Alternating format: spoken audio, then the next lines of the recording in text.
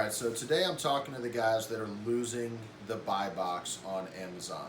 No matter what you do, you are getting creamed in sales. And just the fact that you're losing the buy box, that means that you are competing with people.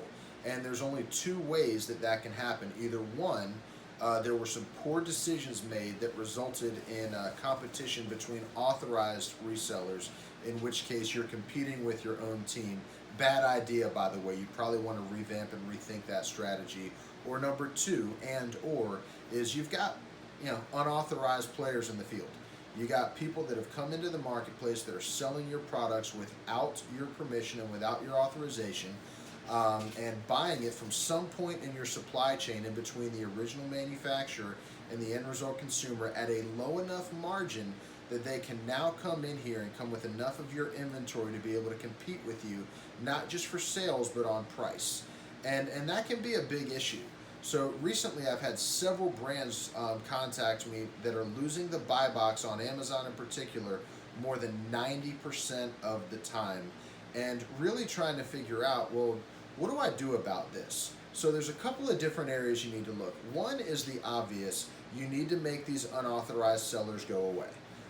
And in order to do that, you have to understand that this is a civil dispute between you and that company. As long as that seller is selling authentic product of yours, they're wreaking havoc on your online sales channel.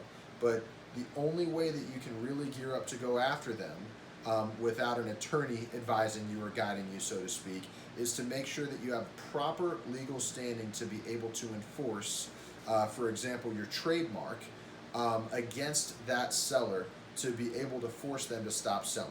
Another option that you have is looking within your own supply chain and figuring out, okay, how in the world are these guys getting my products? Now, full disclosure, not every company, matter of fact, most companies don't have the ability to either one, identify who is sourcing these unauthorized sellers, and two, most of them, even if you do, the cost of combating the sellers on the marketplace pales in comparison to restricting the margins or cutting off distributors or valued partners.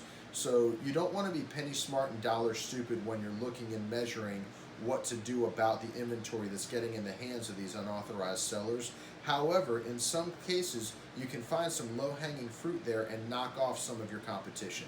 What you really need to get ahead of this is a comprehensive approach that starts by removing the unauthorized players from the field, getting rid of the guys, the worst ones first, that are stealing these sales and bringing your pricing down, and then using that intelligence and the data gathered from that to start to work through your supply chain and see if there's holes or leaks that you can start to plug so that you can slow down the flow of inventory in the hands of new sellers that you would have to compete with next month.